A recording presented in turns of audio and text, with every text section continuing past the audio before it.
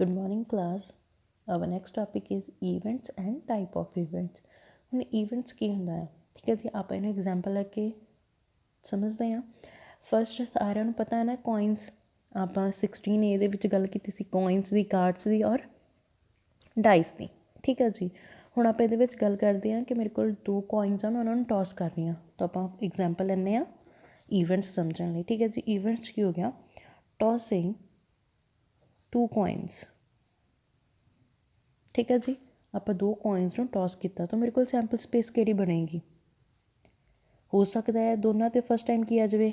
Head ਹੋ ਸਕਦਾ ਆ ਫਸਟ 'ਤੇ ਹੈਡ ਆ ਜਾਵੇ, ਸੈਕਿੰਡ 'ਤੇ ਟੇਲ ਆ ਜਾਵੇ। ਹੋ ਸਕਦਾ ਫਸਟ 'ਤੇ ਟੇਲ ਆ ਜਾਵੇ, ਸੈਕਿੰਡ 'ਤੇ ਹੈਡ ਆ ਜਾਵੇ, ਜਾਂ ਫਿਰ ਹੋ ਸਕਦਾ ਦੋਨਾਂ 'ਤੇ ਟੇਲ ਆ ਜਾਵੇ। ਪੋਸੀਬਿਲਿਟੀ ਹੈ। ਠੀਕ ਹੈ ਜੀ, ਮੇਰੇ ਕੋਲ ਸੈਂਪਲ ਸਪੇਸ ਬਣ ਗਈ 2 ਕੋਇਨਸ ਨੂੰ ਟੌਸ ਕਰਨ ਦੀ। ਠੀਕ ਹੈ ਜੀ, ਔਰ ਸੇਮ ਇਹਦੀ ਅਗਰ ਮੈਂ ਡਾਈਸ ਨੂੰ ਜਿਹੜਾ ਰੋਲ ਕਰਦੀ ਹਾਂ, ਰੋਲਿੰਗ ਅ ਡਾਈ, ਠੀਕ ਆ, ਉਹਦੇ ਵਿੱਚ ਕੀ ਮੇਰੇ ਕੋਲ ਸੈਂਪਲ ਸਪੇਸ ਬਣ ਜਾਏਗੀ? ਹੋ ਸਕਦਾ ਰੋਲ ਕਰਨ 'ਤੇ 1 ਆ ਜਾਵੇ, 2 ਆ ਜਾਵੇ, 3, 4, 5 ਜਾਂ ਫਿਰ 6 ਆ ਜਾਵੇ। ਠੀਕ ਹੈ ਜੀ, ਟੌਸ ਕਰਦੇ ਆਪਾਂ 2 ਕੋਇਨਸ, ਮੇਰੇ ਕੋਲ ਸੈਂਪਲ ਸਪੇਸ ਬਣ ਜਾਣੀ ਇਹ ਵਾਲੀ। ਜਦੋਂ ਮੈਂ ਡਾਈ ਨੂੰ ਰੋਲ ਕਰੂੰਗੀ ਮੇਰੇ ਕੋਲ ਕੀ ਪੋਸੀਬਿਲਿਟੀਜ਼ ਆ ਸਕਦੀਆਂ ਆ? 1 ਆ ਸਕਦਾ, 2, 3, 4, 5 ਜਾਂ ਫਿਰ 6 ਆ ਸਕਦਾ। ਹੁਣ ਆਪਾਂ ਦੇਖਣਾ ਕਿ ਈਵੈਂਟ ਕੀ ਹੁੰਦਾ ਆ। ਠੀਕ ਹੈ ਜੀ, ਦੈਨ ਈਵੈਂਟ ਕੀ ਬੋਲਦਾ ਹੈ? ਰਾਈਟ ਓਨਲੀ, ਆਪਾਂ ਫਸਟ 'ਤੇ ਚੱਲਦੇ ਹਾਂ, ਫਸਟ 2। ਓਕੇ, ਫਸਟ 'ਤੇ ਕੀ ਹੋ ਗਿਆ? ਫਸਟ ਦਾ ਮੈਂ ਲਿਖਦੀ ਹਾਂ right only those outcomes which shows 2 heads।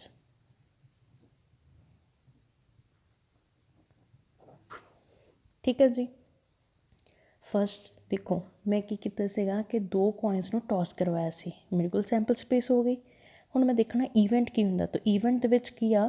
Right only those outcomes which shows 2 heads. ਇਹਦੇ ਵਿੱਚ ਸਿਰਫ ਮੈਂ ਉਹ ਵਾਲੀਆਂ ਆਊਟਕਮਸ ਲਿਖਣੀਆਂ ਜਿਹੜੇ ਮੈਨੂੰ ਸਿਰਫ 2 ਹੈਡਸ ਨੂੰ ਹੀ ਸ਼ੋ ਕਰਨਗੀਆਂ, ਔਰ ਉਹ ਮੇਰੇ ਕੋਲ ਕੀ ਹੈ ਜੀ? HH।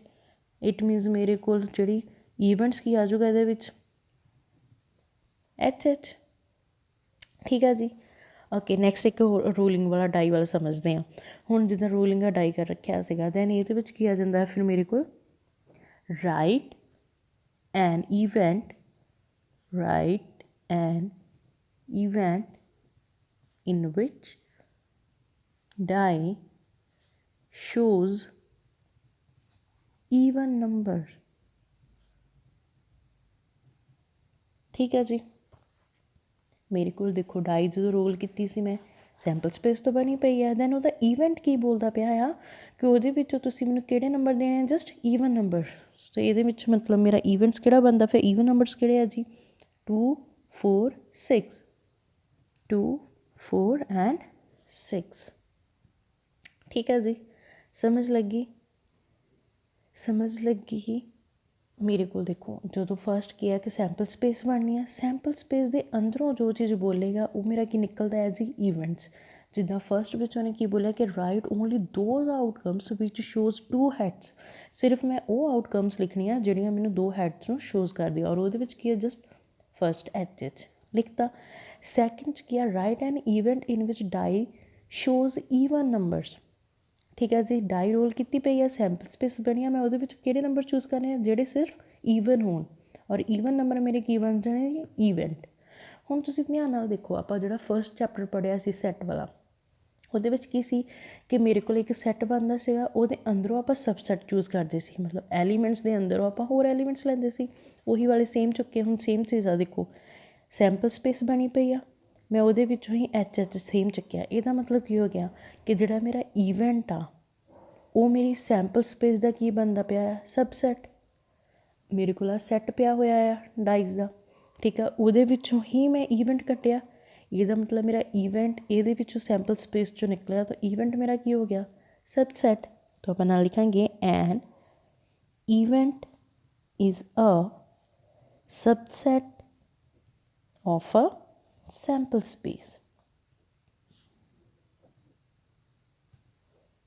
ਠੀਕ ਹੈ ਜੀ, ਇੰਨੀ ਚੀਜ਼ ਸਮਝ ਲੱਗੀ। ਹੁਣ ਪਤਾ ਚੱਲਿਆ ਕਿ ਈਵੈਂਟ ਹੁੰਦਾ ਕੀ ਆ ਕਿ ਮੇਰੀ ਸੈਂਪਲ ਸਪੇਸ ਦਾ ਸਬਸੈਟ ਜੋ ਹੁੰਦਾ ਉਹਨੂੰ ਬੋਲਦੇ ਆ ਈਵੈਂਟ। ਸੈਂਪਲ ਸਪੇਸ ਬਣੀਆਂ ਪਈਆਂ ਸੀਗੀਆਂ, ਉਹਨਾਂ ਦੀਆਂ ਸਬਸੈਟ ਆਪਾਂ ਬਣਾ ਲਏ, ਅਤੇ ਇਹ ਮੇਰੇ ਕੀ ਹੋ ਗਿਆ ਜੀ, ਈਵੈਂਟਸ। ਲੱਗੀ ਸਮਝ? ਓਕੇ, ਨੈਕਸਟ ਆ ਜੀ ਟਾਈਪਸ ਆਫ ਈਵੈਂਟਸ। ਕਿਹੜੀਆਂ ਕਿਹੜੀਆਂ ਹੁੰਦੀਆਂ? ਫਸਟ ਹੁੰਦੀ simple event, then compound event, ਠੀਕ ਆ ਜੀ। Next sure event, impossible event and the complement of an event, ਠੀਕ ਆ ਜੀ। ਹੁਣ ਜਿਹੜਾ ਮੇਰਾ ਸਿੰਪਲ ਈਵੈਂਟ ਆ, ਇਹਦੇ ਵਿੱਚ ਕੀ ਬੋਲਦਾ ਆ ਕਿ ਇਹਦੇ ਵਿੱਚ ਓਨਲੀ ਇੱਕ ਸੈਂਪਲ ਪੁਆਇੰਟ ਹੋਏਗਾ, ਮਤਲਬ ਜਸਟ ਇੱਕ ਐਲੀਮੈਂਟ ਹੀ ਪ੍ਰੈਜੈਂਟ ਹੋਏਗਾ। ਤਾਂ ਕੀ ਹੋ ਜਾਏਗਾ ਉਹ, ਜੇ ਮੈਂ ਮਤਲਬ ਕੀ ਆ, ਜਾਂ ਮੇਰੇ ਕੋਲ ਹੈਡ ਆ ਜਾਏਗਾ, ਜਾਂ ਫਿਰ ਇਕੱਲਾ ਟੇਲ ਆ ਜਾਏਗਾ, ਠੀਕ ਹੈ ਜੀ।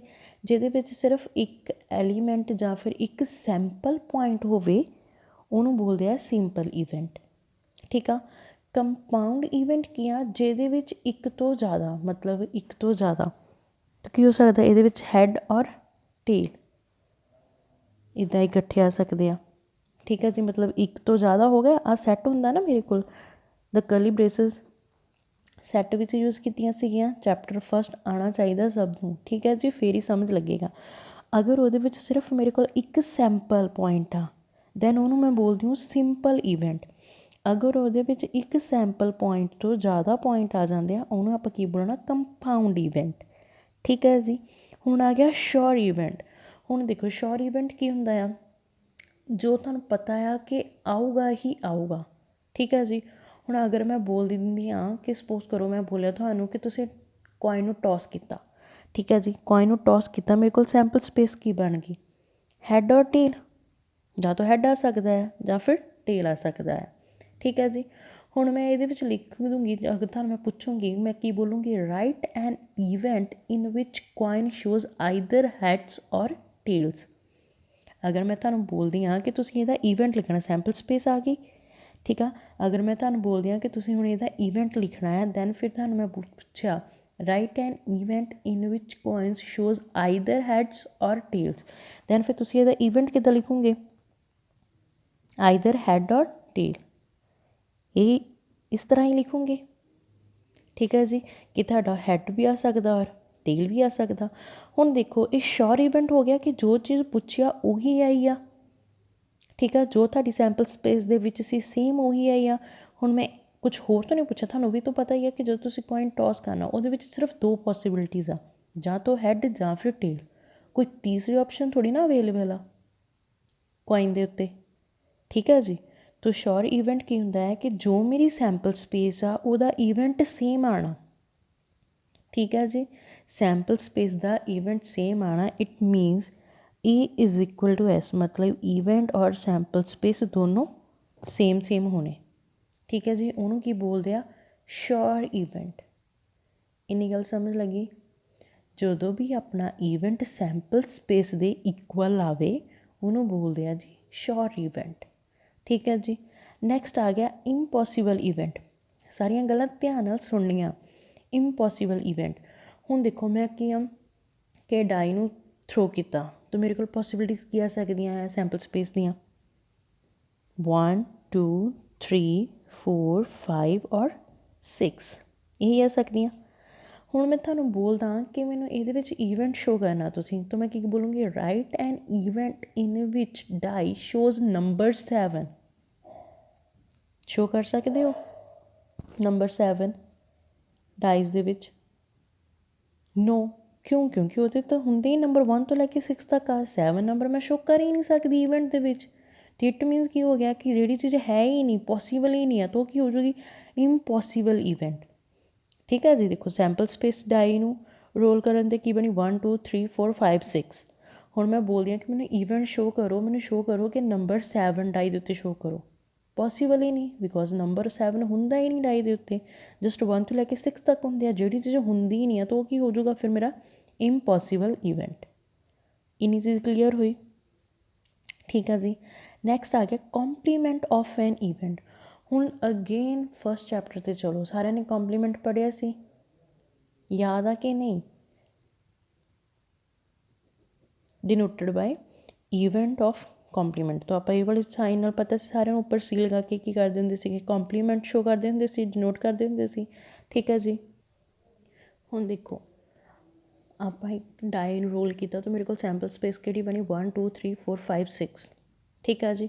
ਹੁਣ ਮੈਂ ਕੀ ਕਿਹਾ ਕਿ ਮੈਨੂੰ ਈਵੈਂਟ ਸ਼ੋ ਕਰੋ ਈਵਨ ਨੰਬਰਸ ਦੇ ਡਾਈ ਦੇ ਵਿੱਚ, ਤਾਂ ਮੇਰੇ ਕੋਲ ਕੀ ਆ ਜਾਊਗਾ 2 4 ਐਂਡ 6 ਈਵਨ ਨੰਬਰ ਆ ਗਏ। ਹੁਣ ਉਹ ਮੈਨੂੰ ਕਹਿ ਰਿਹਾ ਕਿ compliment of an event find ਕਰੋ। ਤਾਂ ਕੰਪਲੀਮੈਂਟ ਆਫ ਐਨ ਈਵੈਂਟ ਆਪਾਂ ਕਿਸ ਤਰ੍ਹਾਂ ਫਾਈਂਡ ਕਰਨਾ ਆ, ਜਦੋਂ ਕੰਪਲੀਮੈਂਟ ਆਪਾਂ ਫਾਈਂਡ ਕਰਦੇ ਹਾਂ ਦੈਨ ਫਿਰ ਜਿਹੜੀ ਮੇਰੀ ਸੈਂਪਲ ਸਪੇਸ ਆ ਉਹਦੇ ਵਿੱਚੋਂ ਆਪਾਂ ਈਵੈਂਟ ਨੂੰ ਮਾਈਨਸ ਕਰ ਦਾਂਗੇ ਤਾਂ ਮੇਰੇ ਕੋਲ ਕੀ ਆ ਜਾਣਾ, ਕੰਪਲੀਮੈਂਟ ਆਫ ਈਵਨ ਆ ਜਾਣਾ। ਠੀਕ ਹੈ ਜੀ।